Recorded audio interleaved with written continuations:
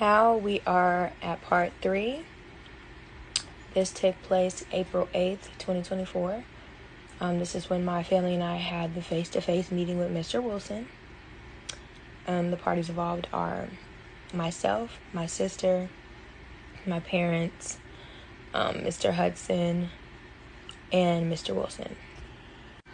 So for this meeting, Miss Blake and Mr. Hudson were supposed to be present together. However, Miss Blake never showed up to the meeting, and Mr. Hudson came at the very end.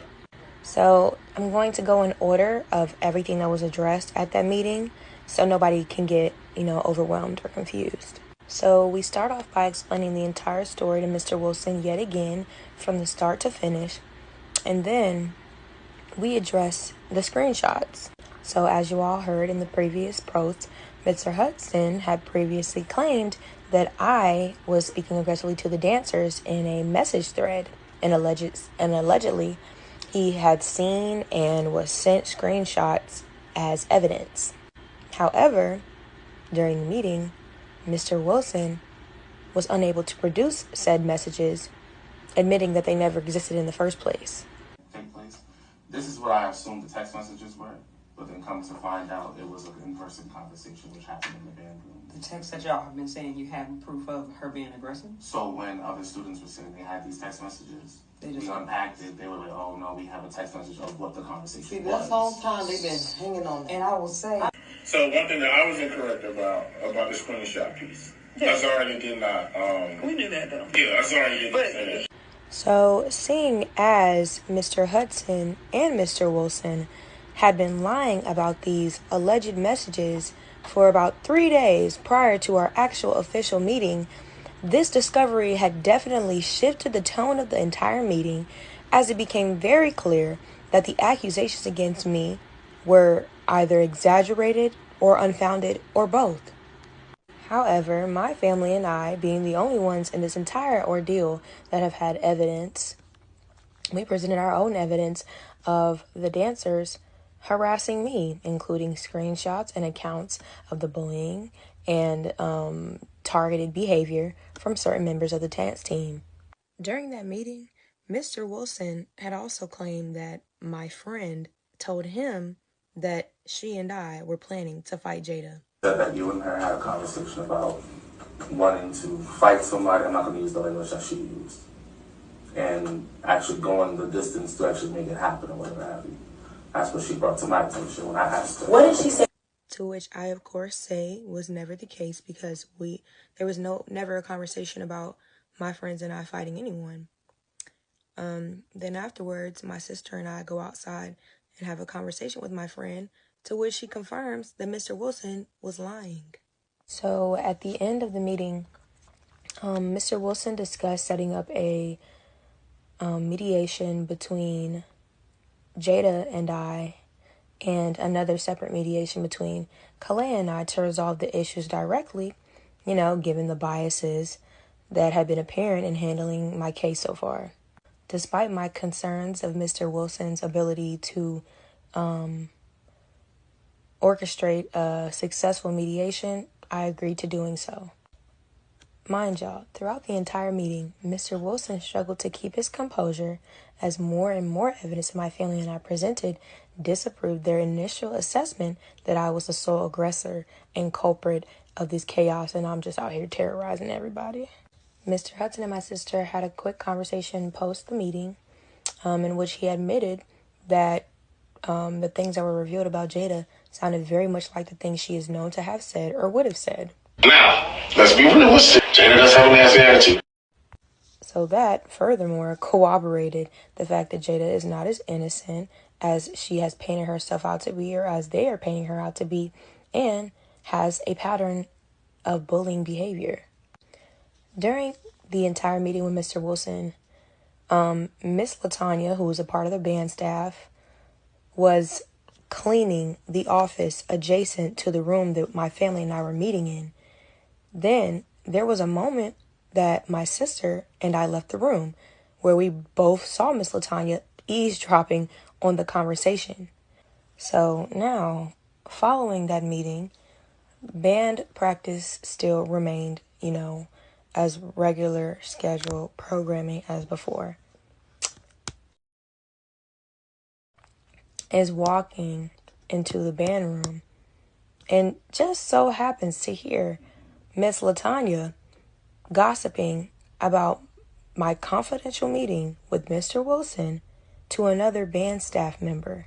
My family immediately sends Mr. Wilson an email addressing this breach of confidentiality, expressing their disappointment to Mr. Wilson because that was yet again another band staff member who was inappropriate. Now we're going to move on to the mediation, which took place April the 15th inside of Mr. Wilson's office. Kalea and I were supposed to have mediation, but we ended up not having mediation because she refused to have mediation with me. So this mediation was between only Jada and I. So the parties involved are myself, Jada, and Mr. Wilson. So during this mediation, I very clearly asked Jada why she was treating me the way she was, why she came to the band room to fight me, and why she continued to try to single me out and bully me, essentially. To which she responded, well, Kalea and I are like this, so if she has a problem, I'm going to be there. And I really came to the band room because dancers don't fight, which is ironic because she just tried to fight my friend in the previous season, which resulted in a suspension of my friend, but she remained on the team. Yes, as you know, that is my line sister. Me and her are like this. So to hear, first off, to hear a dancer about to fight, we don't do that. That's context clues right there. I shouldn't have to retype what Dance Tree's already said. Okay, so are you a coordinator? Are you I'm leadership. a professor? I'm leadership.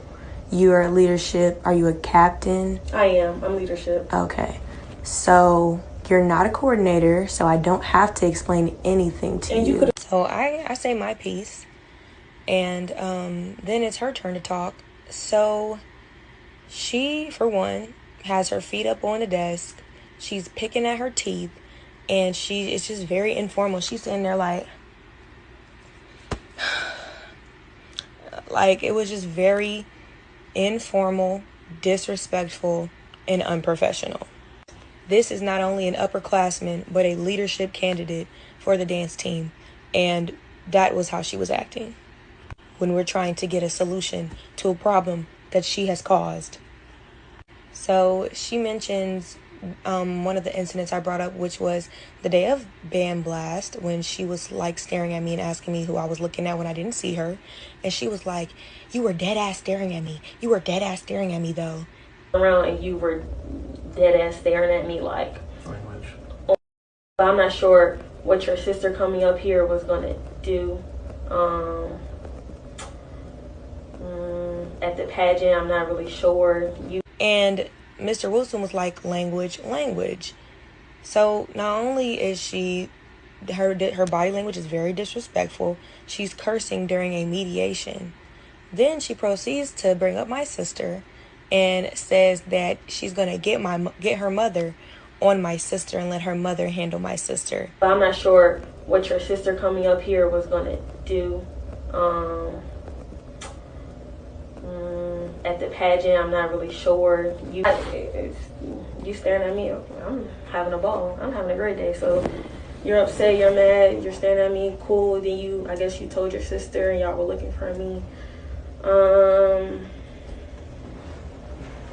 Yeah, I'm not really sure what that's about.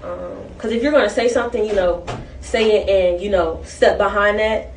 Not go and, tell adults or whatever, Mm-hmm. I'm not sure what that issue is, but I mean, I already have other stuff about your sister that I need to address with Wilson anyway.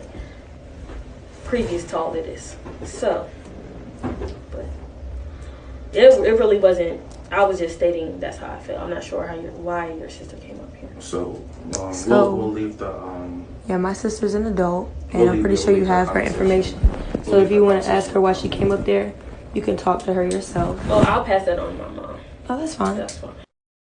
So ultimately, the ineffectiveness of this session, and due to lack of formal mediation, because throughout the entire conversation, Mr. Wilson just sat there silently. He corrected her language, but sat there silently while this girl proceeded to disrespect me and say a whole bunch of nothing, really. And Mr. Wilson led to conclude that further and more structured external intervention was necessary. So he stated that escalating the issue to the Office of Student Conduct, highlighting that we need formal mediation, would be better equipped with clear goals, rules, and potential resolutions to effectively manage and resolve the problem. So at that point, it was expected of him to have pushed it up to student conduct. However, he hadn't at this time. Now we're going to move 2 days later, which is April 17th. This is the day of the oil spill, which is the off-campus party. And the parties involved with this are my boyfriend, Jada Worsley, Kahaya White, Dantrice Proctor, and Allison Neal. And I'm sure there were other Epsilon Lambda members and dancers in the car, but those are the only ones that could be seen. So this day was the oil spill, and I decided not to participate or go to the oil spill to avoid coming into contact with any of those girls. However, my boyfriend decided to go with some of his friends. As they were walking to the party, a carload full of the girls that I mentioned previously were like, "Bitch, there goes Azaria's nigga right there." And then they just start hurling insults and cursing at him and saying all types of crazy stuff because of me.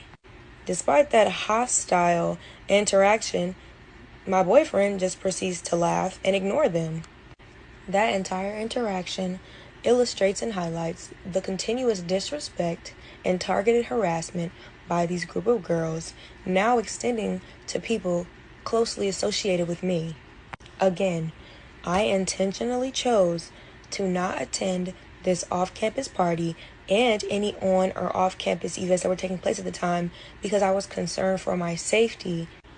And this will conclude part 3